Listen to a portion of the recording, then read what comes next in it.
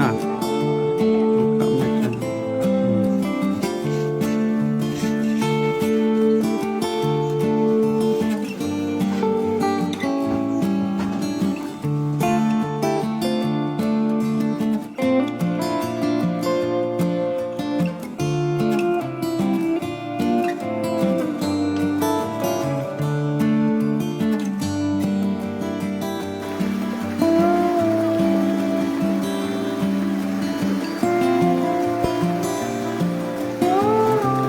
เป็นว่าธรรมดา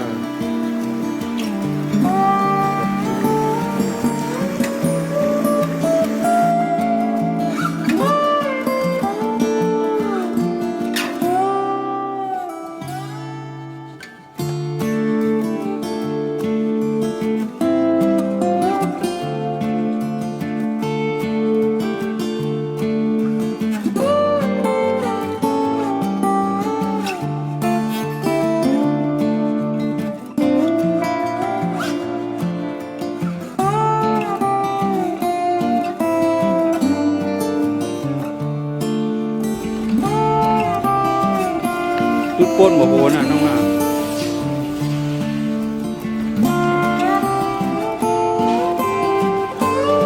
โอเคแม่ตอบกันแล้วเลยหันหน้าหันตานี่น้อง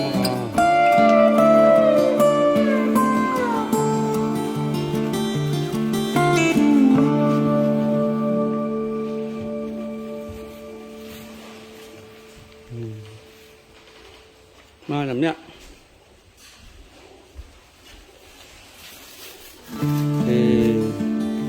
เอาแล้วปู่ย้อนสู้ไอ้ตะกายย้อนป้อนนั่นนะเอานั่งไว้ตะกะ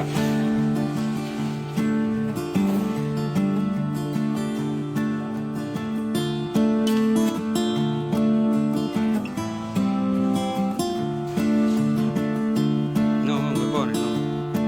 คงจำ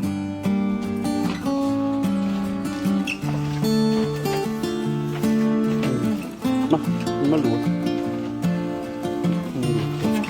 ยองข้าวไปบ่ได้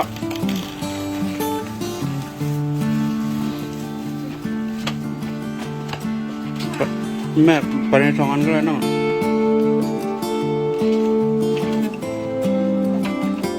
เอากันเบิ้ลดูได้เนี่ยในตรงเนี้ย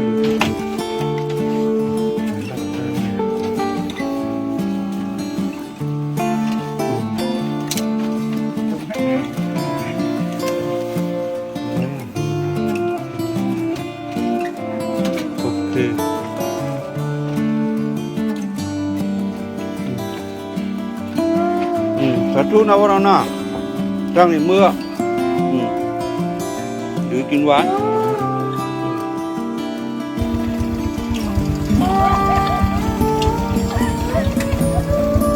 ตั้งดีๆมากค่ะลูก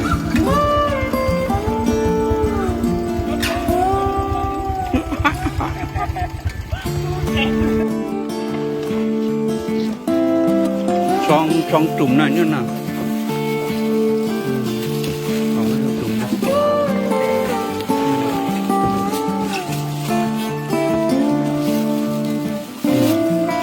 ออกห้องก็แล้วนั่นก็แล้ว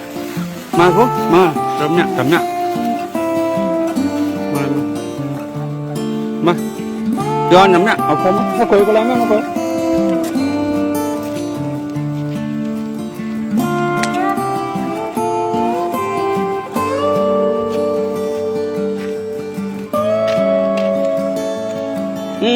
อาลูกเซอร์หน่าพอท้อแล้วเอาทำเนี่ยรู้ถ้ามันน่าคนน่ะทั้งเพื่อนมาอันเอาว่าจุ่มให้แป้งก่อน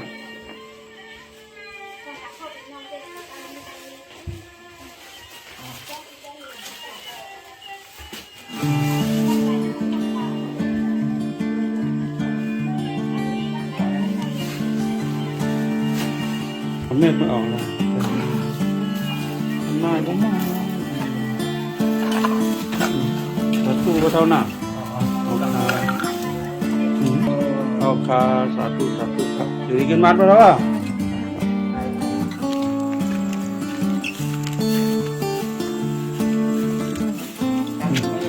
จานไปทำกันแล้วล่ะไปทำมาแล้วทำไม มันนั่งครับอ่ะเปิดเอายองเอาครับนั่งบ่ละไปนั่นนะกำสีมาเนี่ยเหมือนหมดก่อนอะไรเนี่ยมื้อไหน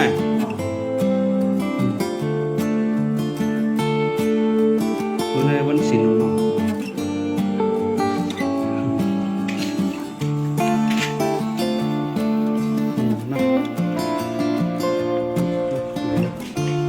ห้าบาทบ่ละ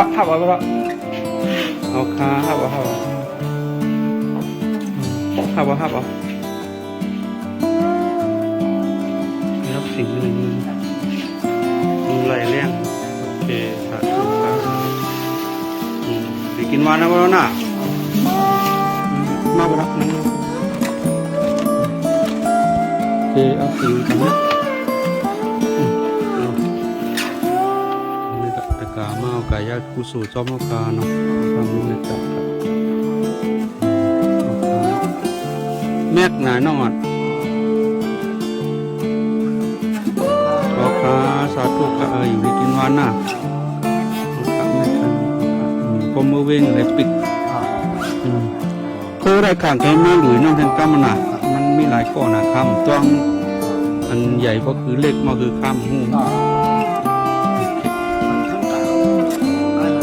ไม่ออกสปอร์ตนั่งไว้นะลูกไว้ทางนี้กินขาไว้โยยๆก็ไล่ไว้โยยๆสาธุกันนะเอาค่ะอยู่ในกินวันไม่ท้อไข่ปนมือน่ะเอาค่ะ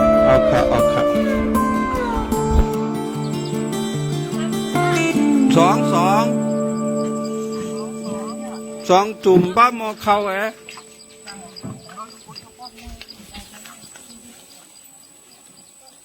มาไงนี่อ่ะถ้านั่งไปเหนือกันแล้วไม่ได้นั่งนี่กันนะอันนี้ไข่เข้าไปดูฉีกเอาอะไม่ได้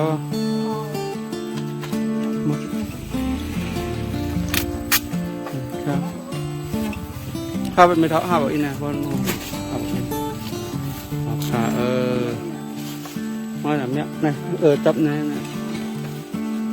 บ้องมันอะไรเนี่ยมันหันเมื่อเขารับขึ้นมาละโอเคเอาแม่ป้าไม่เท่าไม่เท่าก็ชุบซักของไม่เท่าเอาครับก็มาก็มันไกลๆก็ไรหลอนนั่น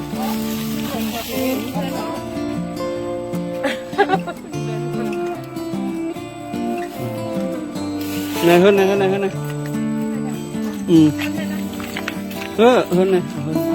trồng ma này có lẽ là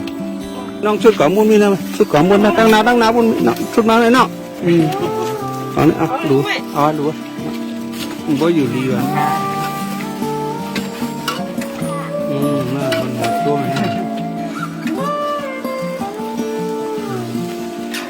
ở con đi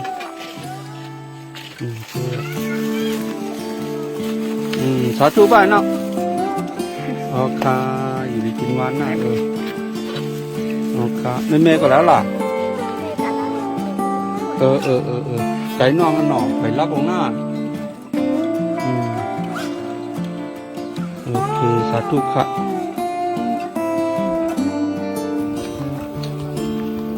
เ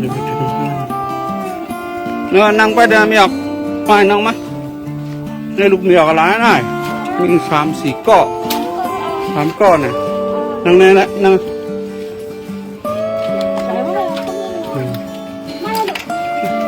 เอาดู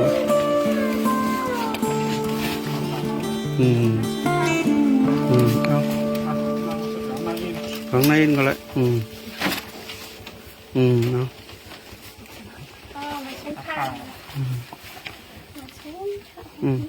เอาไปรู้ด้วย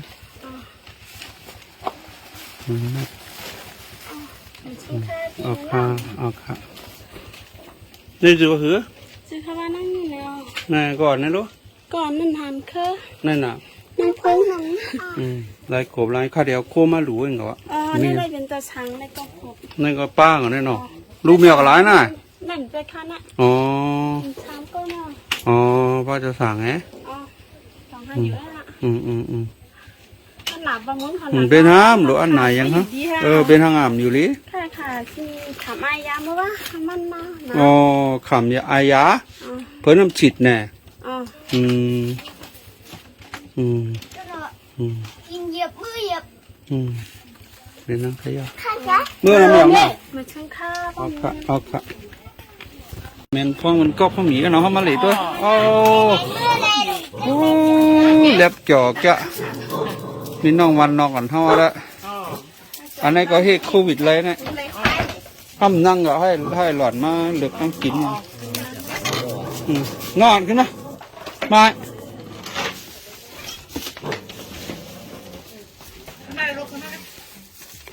โอ้มีเจ๊ตั้งกินได้กินยังไม่ชุ่มไม่ต้องมือนอนเลยมาตัวตั้งไหนเคยกินยังไงยี่บ่ย้ายมันเลยมานี่ดูว่าเฮ้ยในน้องน่าหลายขบนะ นี่เลยเจ็ดขบค่ะ เจ็ดขบเนาะ เสียงสวยค่ะเจ้าคู่ เสียงสวยหลายทั้งก่อนมันก็หนา ลาแส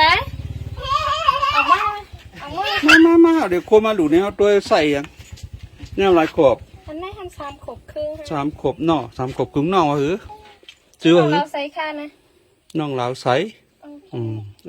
เนี่ยมันจื้อว่าคือหน้าคำอ่อนหลายขบอ่ะนี่ไม่ออกอ๋อแต่นั้นพี่มันกันถึงหนาเลยขำจะรู้จัก ต้องขายอ่ะ ต้องให้เอา บ้านนั้นนี่น้ำพริกเหรอนั่นอะไรคกมันจะใจใหญ่ไหนเป็นที่ยังคกนี่นั่นซอยแล้วก็ปล่อยลงนี่นะ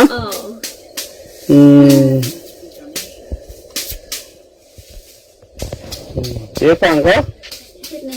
น้ำหมูสาธุจำเลยให้ลำมดนะละในหลีกังหาวบนห้องมันเนี่ยขี้ขามเนี่ยหลีกังหาวยาหลีนะมันเนี่ย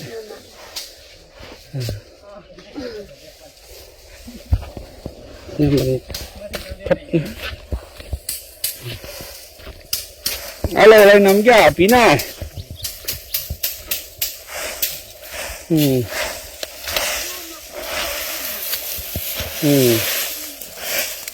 สนงางาดันหลายเลยใช่ปิดแท้นี่นะใช่มันจะพร้อมต้มยำจะต้มมันน่ะมันไล่ก็ยำนั่นนะมันผมเห็นนะได้เพราะว่ามันยืนมันเด็ดอย่างไรตัวที่ดิ้งน่ะพอผมมา30,000พวกบางเห็นไหมอย่างตัวแค่น่ะมันเสียหายพ่อเขาเหมือนกันนั่งเนื้อพ่อกันนั่งเนื้อได้มันเนาะโอเคสาธุห้องว่ามันมาเหลียหรอ